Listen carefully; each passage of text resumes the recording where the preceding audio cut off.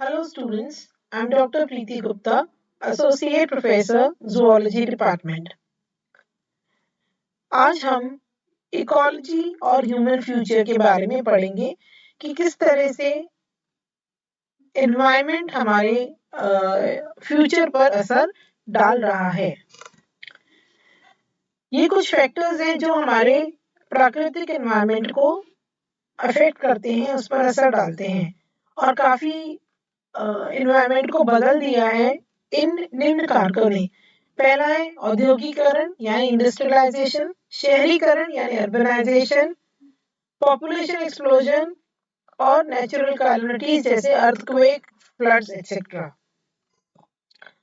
ये एक चित्र द्वारा समझाने की कोशिश की गई है कि किस तरह से अर्बनाइजेशन यानी शहरीकरण, औद्योगिकरण, माइनिंग और खेती और आदि से हमारा पर्यावरण अफेक्ट होता है, उसका क्या असर होता है कि किस तरह से सारी चीजें जल में मिश्रित होती हैं और हेवी मेटल्स का ट्रांसफॉर्मेशन होके वो पानी में मिलते हैं और धीरे धीरे मिट्टी में ये लीचिंग कर जाते हैं और माइक्रो ऑर्गेनिजम्स पेड़ पौधों जड़ के द्वारा ये ह्यूमंस पर डायरेक्टली या इनडायरेक्टली ह्यूमंस द्वारा इंजेस्ट या लिए जाते हैं, ग्रहण किए जाते हैं और फिर उसका कोई ना कोई साइड इफेक्ट हम देखते हैं।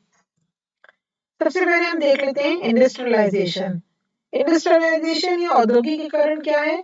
It is a process of social and economic change that transforms a human group from an agricultural land into an industrial one। यानी किसी खेती कर लैंड को बदल कर हम उसमें वहां पे औद्योगिक उद्योग लगा दें, उसे इंडस्ट्रियलाइजेशन कहते हैं।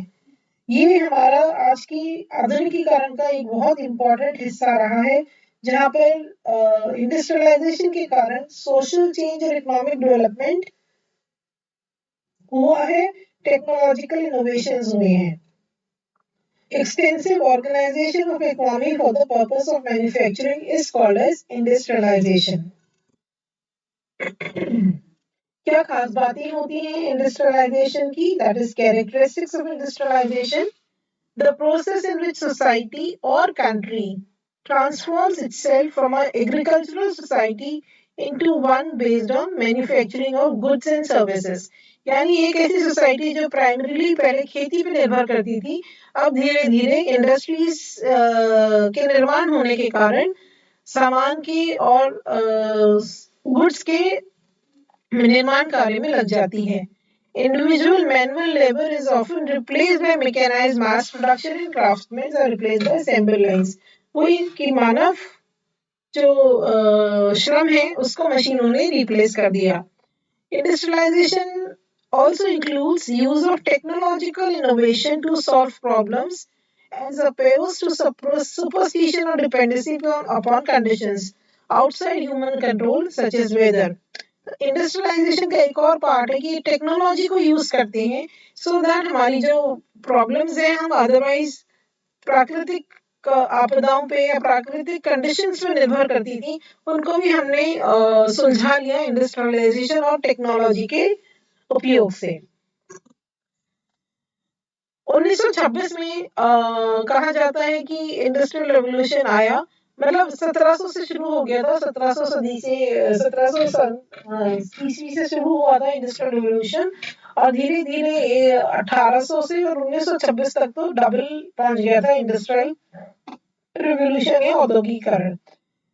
21वीं सेंचुरी के बिगिनिंग में 6 बिलियन इंडस्ट्रीज वर्ल्ड ओवर तैयार हो गई थी और it was coal that shifted the balance of power, using as a coal as a power source changed the way that we looked at the industry from energy generation to manufacturing। कोयले ने मुख्य role play किया औद्योगिकीकरण को बढ़ावा देने में और एनर्जी जनरेशन से मैन्युफैक्चरिंग तक में कोल का उपयोग होने लगा। क्या असर रहा क्या इम्पैक्ट रहा इंडस्ट्रियलाइजेशन या औद्योगिकीकरण का? सारा ही एनवायरनमेंट पे असर हो गया, एयर पे, वायु पे, जल पे, मिट्टी या मृदा पे और हैबिटेट पे, आवास पे। बिगेस्ट प्रॉब्लम वो क्या आई इंडस्ट्रियलाइजेशन से? Air pollution. एयर पॉल्यूशन क्यों आया? क्योंकि स्मोक और emissions generated by burning fossil fuels. तो इंडस्ट्रियों से निकलने वाला धुआं प्लस फॉसिल फ्यूल्स के जलने से निकलने वाले धुएं के कारण वायु प्रदूषण या एयर पोल्यूशन काफी मात्रा में बढ़ा। एनवायरमेंटल प्रोटेक्शन एजेंसी है ईपीए, ये रेगुलेट करती है 80 डिफरेंट टॉक्सिन्स। इनको रेगुलेट करती है 80 से ज्यादा टॉक्सिन्स को found in industrial pollution from asbestos and dioxin to lead and chromium. EPA ने कहा है कि ये जो इंडस्ट्रियल पॉल्यूशंस हैं, चाहे वो एस्बेस्टस हो, डाइऑक्सिन हो, लेड हो, क्रोमियम हो, इनकी कुछ मात्रा में रेगुलेशन होना चाहिए as per APA EPA rules. और इन रूल्स के बनाए जाने के बावजूद फिर भी इंडस्ट्रीज बहुत ज्यादा वायु प्रदूषण कॉज करती हैं। सिमिलरली वाटर पोल्यूशन भी बहुत ज्यादा फैक्ट्री से होता है, स्पेशली उन फैक्ट्री से जो कि नेचुरल वाटर सोर्सेज या प्राकृतिक जो जल संसाधन है, जैसे नदी, तालाब या समुद्र, उनके पास जो फैक्ट्रीज बनती हैं वो अपना सारा कचरा इन पानी के सोर्सेज में डालती हैं, कॉजिंग जल वाटर पोल्यूशन या जल प्रदूषण। तो टॉक्सिन्स किस किस प्रकार से होते हैं? सॉलिड भी होते हैं, लिक्विड भी होते हैं और गैस रूपी भी होते हैं। और ये सारे लोकल वाटर सप्लाईज को इनडायरेक्टली कंटेमिनेट या संक्रमित करते हैं। इसके अलावा जो ये पानी में जो ये पोल्यूटेंट्स जाते हैं वो धीरे धीरे मिट्टी में सीपन कर जाते हैं लैंडफिल्स में, और waste disposal areas can leach toxins to local, और धीरे धीरे मिट्टी से हमारी जो लोकल वाटर सप्लाई है उसमें भी ये एंटर कर जाते हैं, causing water pollution. Soil contamination is another problem. Soil का संक्रमित होना या कंटेमिनेट होना। लेड सबसे ज्यादा सॉइल में पाई जाती है। Lead is the most common form of soil contamination, पर और दूसरे हेवी मेटल्स भी पाए जाते हैं सॉइल में जो कि कंटेमिनेट करते हैं, और सॉइल को कंटेमिनेट करते हैं तो वो हमारी जो फसल है, क्रॉप, उसमें धीरे धीरे ये मेटल्स एंटर कर जाते हैं और अल्टीमेटली ह्यूमन हेल्थ को अफेक्ट करते हैं। इंडस्ट्रियलाइजेशन के कारण हैबिटेट का भी बहुत नुकसान हुआ है। जंगलों को काटा जाता है लकड़ी के लिए और जगह के लिए, और इकोसिस्टम्स को डिस्ट्रॉय किया जाता है रोड बनाने के लिए, माइंस के लिए, मृदा पिट्स खोदने के लिए, और इवन इंडस्ट्रीज को बिल्ड करने के लिए, उसके लिए भी फॉरेस्ट काटा जाता है। तो नेचुरली जो वाइल्ड लाइफ है हमारी, उनका जो प्राकृतिक आवास है उसका बहुत हनन हुआ या डिस्ट्रक्शन हुआ है। और इस प्राकृतिक आवास के डिस्ट्रक्शन की वजह से वहां का लोकल इकोसिस्टम बहुत बुरी तरह से बिगड़ गया, और प्लांट्स और एनिमल्स एक्सटिंक्ट होने लगे हैं, और कई बार स्पीसीज बिल्कुल खत्म हो गई हैं जो अपने आप को उस बदलते एनवायरनमेंट में अडेप्ट नहीं कर पाई, तो वो एक्सटिंक्ट हो गई, टोटली खत्म हो गई हैं।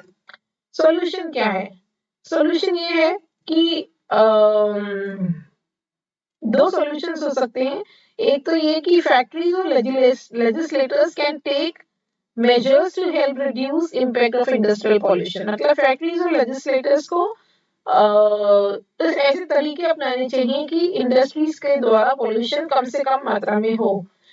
फर्स्ट एग्जाम्पल वाज कि लेड को गैसोलीन में से हटाया गया 1970 में, और हेंस लेड पे डिपेंडेंस कम हुई। तो अमाउंट ऑफ हेवी मेटल्स जो एनवायरनमेंट में एंटर हो रहे थे लेड की मात्रा को कम करने से वो काफी हद तक कम हुआ। Other option is to treat industrial waste to remove toxic components so that the rest of the waste can be disposed of safely. ये क्या कह रहा है कि इंडस्ट्रियल वेस्ट जो है उसको हम पहले ट्रीट करें, और ट्रीट करके उसके टॉक्सिक कंपोनेंट्स को हटा दें, ताकि जो बाकी बचा हुआ वेस्ट है उसको हम आराम से हटा सकें, डिस्पोज ऑफ कर सकें। हालांकि ये इतना आसान प्रोसेस नहीं है, क्योंकि काफी लंबी प्रोसेस है, और बाय प्रोडक्ट्स बहुत निकलते हैं इस सफाई के काम में। फिर भी सॉइल पर जाने वाला जो वेस्ट मटेरियल है वो, उसमें हेवी मेटल्स की मात्रा और टॉक्सिक कंपाउंड्स की मात्रा को हम रिड्यूस कर सकते हैं, सो दैट वाटर पॉल्यूशन और सॉइल पॉल्यूशन को काफी हद तक रोका जा सके। और ये कंपनी है allgreencycling.com waste recycling कंपनीज, जो कि ई वेस्ट को भी सस्टेनेबल मैनर में हेल्प करने की कोशिश करते हैं। कार्बन डाइऑक्साइड का इंडस्ट्रियलाइजेशन के कारण बहुत ज्यादा मात्रा में कार्बन डाइऑक्साइड रिलीज होती है, चिमनीज के धुएं के कारण, और उसके कारण हरिकेन्स आते हैं, यानी तूफान आते हैं, ग्लोबल वार्मिंग हो रही है। जैसा कि आजकल हम देख रहे हैं कि सर्दी आगे सरक गई है, और खूब बेटाइम बेमौसम ओले बारिश हो जाते हैं, या एकदम से तेज गर्मी पड़ रही है। तो that is because of global warming, resulting in level of sea level के राइज हो जाता है। Extinction of animals and ecosystems also occurs. Next point है हमारा कॉन्सेप्ट ऑफ अर्बनाइजेशन, यानी शहरीकरण। शहरीकरण क्या है कि जैसे जैसे इंडस्ट्रीज का निर्माण हुआ और फॉरेस्ट कटने लगे, खेत कटने लगे, तो लेबर्स, यानी लेबर्स या जो गांवों में रहते थे, वो धीरे धीरे शहर की तरफ पलायन करने लगे to work in these factories में काम करने के लिए। तो धीरे धीरे अर्बनाइजेशन या शहरीकरण को बढ़ावा मिला as a result of industrialisation. तो रूरल एरिया से, यानी गांवों से शहर में व्यक्तियों का मूवमेंट अर्बनाइजेशन या शहरीकरण कहलाता है। इसमें क्या होता है, पेरिफेरल एरिया जो सिटी का है वो बढ़ गया, दायरा बढ़ा। दायरा बढ़ने से इंफ्रास्ट्रक्चर में और काफी चेंज आने से ट्रैफिक इंक्रीज हुआ, टाइम बढ़ गया कम्यूटिंग में, आने जाने में। Essential services were not reachable on time. City administration के लिए काफी मुश्किल हो गई चीजों को मैनेज करना। तो क्या क्या क्या कारण रहे अर्बनाइजेशन या शहरीकरण के? पहला तो मैंने आपको बताया, रूरल टू अर्बन माइग्रेशन, यानी शहरों से गांव से शहरों की तरफ पलायन करना, जॉब की तलाश में, फैक्ट्रीज में काम करने हेतु। फिर रूरल जो व्यक्ति है वो फील करता है कि अर्बन एरियाज का लाइफस्टाइल पे ज्यादा अच्छा है, और पैसे ज्यादा हैं, जॉब्स ज्यादा हैं, बेटर हेल्थ केयर अपॉर्चुनिटीज है, एजुकेशन ज्यादा है, तो they migrate from rural area to urban area. और सेकंड अर्बनाइजेशन का मुझे मेजर इंपॉर्टेंट एरिया है, क्योंकि बर्थ रेट्स तो हाई रही, पर डेथ रेट डिक्रीज हो गई due to improve health services. तो डेथ रेट कम होने से शहरीकरण को बढ़ावा मिला। अर्बनाइजेशन के क्या इफेक्ट्स होते हैं? एडवर्स भी होते हैं और बेनिफिशियल होते हैं। दे इम्पैक्ट सोशल और एनवायरमेंटल एरियाज, दोनों पर इसका असर होता है। एडवर्स इफेक्ट्स क्या होते हैं कि सिंस पॉपुलेशन बढ़ रही है, अर्बनाइजेशन बढ़ रहा है, शहरीकरण बढ़ रहा है, लोगों की संख्या बढ़ती है, तो कंपटीशन हो जाता है, आपस में स्पर्धा बढ़ जाती है फॉर डिफरेंट बेसिक फैसिलिटीज। उसके बाद स्लम एरियाज बहुत इंक्रीज हो जाते हैं, यानी झुग्गी झोपड़ी बस्तियां छोटी छोटी, क्योंकि सब हेवीली पॉपुलेटेड होता है, और हाई स्टैंडर्ड रहना, थोड़ा कॉस्ट ऑफ लिविंग एक्सपेंसिव हो जाती है, तो सब standard housing and poor leaving conditions ज्यादा हो जाती हैं, क्योंकि सब अफोर्ड नहीं कर पाते। फिर लैंड इनसिक्योरिटी, स्लम्स जो होती है, झुग्गी झोपड़ी, कच्ची बस्तियां जिसे हम कहते हैं हिंदी में, they are located on land, unauthorised land में होती है, लैंड ओनर्स के द्वारा होती है। तो ये एक अर्बनाइजेशन का नेगेटिव इम्पैक्ट है। पुअर लिविंग कंडीशंस हो जाती है, क्योंकि पॉपुलेशन बढ़ रही है तो क्राउडिंग हो रही है, भीड़ हो रही है, सैनिटेशन की प्रॉब्लम है, outbreak of diseases of population ज्यादा है, पुअर लिविंग कंडीशन है, तो बीमारियां बढ़ती हैं, पानी, बिजली और उसकी समस्या आती है।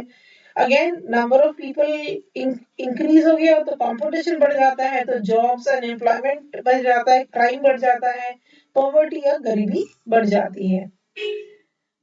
इन्वायरमेंट पे क्या असर पड़ता है अर्बनाइजेशन का? टेम्परेचर, बिकॉज हमने फॉरेस्ट और जंगल तो नष्ट कर दिए, रेसिडेंसीज, लोगों की संख्या बढ़ गई, बिल्डिंग्स बढ़ गई, तो टेम्परेचर जो है उस सिटी का ड्रेस्टिकली बढ़ जाता है।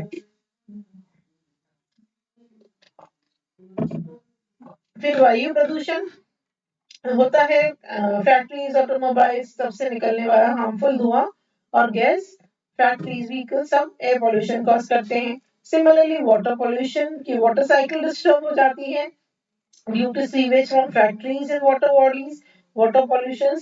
और ये तो हम पहले भी देख चुके हैं, हैबिटेट या आवास का नाश होता है बिकॉज ऑफ अर्बनाइजेशन, क्योंकि लोगों को रहने के लिए जगह चाहिए, तो वो जो नेचुरल आवास थे, जंगल हैं और खेत हैं, उनको नष्ट किया जा रहा है सो दैट घर और फैक्ट्रीज का निर्माण किया जाए। तो बर्ड्स, एनिमल्स, वाइल्ड लाइफ सबकी जो नेचुरल हैबिटेट है उसको डिस्ट्रॉय कर दिया गया है। बेनिफिट्स क्या हैं? बेनिफिट्स ये हैं कि एज कम्पेयर टू विलेजेस यानी गांव, सिटीज में बेसिक एम्यूनिटीज कम्पेयर टू गांव ज्यादा अच्छी होती हैं। कन्वीनियंस होता है, education, health, social services, cultural life, ये सब बहुत सोफिस्टिकेटेड लाइफ मिल जाती है। रिसोर्सेज काफी सारे पाए जाते हैं as compared to villages. Educational facilities पाई जाती हैं। Social integration, caste and religions, बहुत सारे जाति के लोग और रिलीजन के लोग एक साथ रहते हैं, तो एक सोशल इंटीग्रेशन और कल्चरल बैरियर्स का ब्रेकडाउन होता है, और एक सोशल एकता यानी सोसाइटल इंटीग्रेशन का होती है आपस में शहर में रहने वाले लोगों में। इकोनॉमी इंप्रूव होती है because high tech industries earn valuable foreign exchange and lot of money for a country in the stock markets. तो हमारा फॉरेन रेवेन्यू इंक्रीज होता है, तो इकोनॉमी हमारी सुधरती है इंडस्ट्रियलाइजेशन से। नेक्स्ट हम लास्ट में हम देख लेते हैं कि एनवायरनमेंट का हमारी ह्यूमन हेल्थ पे क्या असर हो रहा है, कि मनुष्य की जो हेल्थ है उसपे प्राकृतिक का जो भी हमने urbanisation, industrialisation, pollution, water pollution, soil pollution पढ़ा, उसका हमारी हेल्थ पे क्या असर पड़ रहा है। सबसे पहले ह्यूमन पॉपुलेशन की इंक्रीजिंग के कारण नेचुरल रिसोर्सेज हमने डिस्ट्रॉय करने शुरू कर दिए। तो डिस्ट्रक्शन कैसे destroy? Destruction of forest for firewood, construction and furniture, drilling the bottom of the sea for obtaining oil.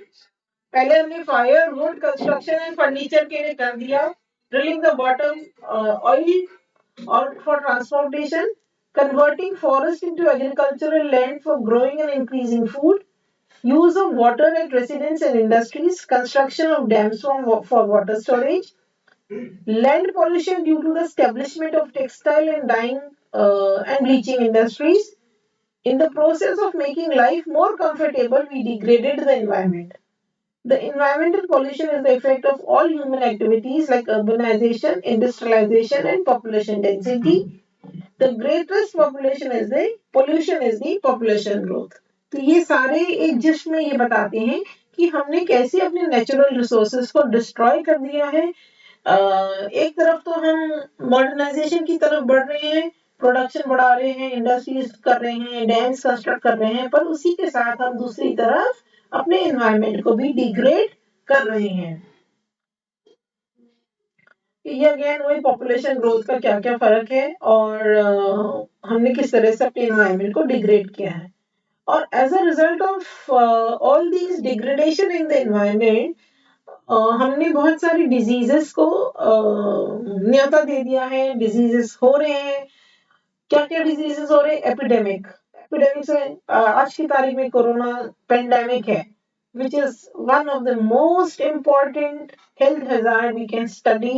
हम उसको आज इतनी सारी वर्ल्ड उसको झेल रही है, so that is one pandemic जो हम आज की तारीख में हम अपने एनवायरनमेंट के कारण हम उसको झेल रहे हैं। समटाइम्स क्या होता है, कुछ डिजीजेस ऐसे होते हैं कि जो कि एक ही सोसाइटी या लोकेलिटी में काफी एक टाइम पीरियड के लिए होते हैं, उनको हम एपिडेमिक्स कहते हैं। क्योंकि जैसे मॉनसून्स में भारी बारिश के कारण मलेरिया स्प्रेड होने लग जाता है, तो उस वेट एटमॉस्फेयर में मॉस्किटोज या मच्छर ग्रो करते हैं, तो उसको हम एपिडेमिक कहते हैं। एंडेमिक में कुछ ऐसे होते हैं जो कि पॉपुलेशन डेंसिटी रबिश कचरा जो हम स्लम में डालते हैं उसके कारण ये डिजीज होते हैं, तो उन्हें एंडेमिक कहते हैं। Chronic diseases which last for long period and cause pain. Water, air, and soluble diseases like asthma, lung cancer, burning sensation, etc.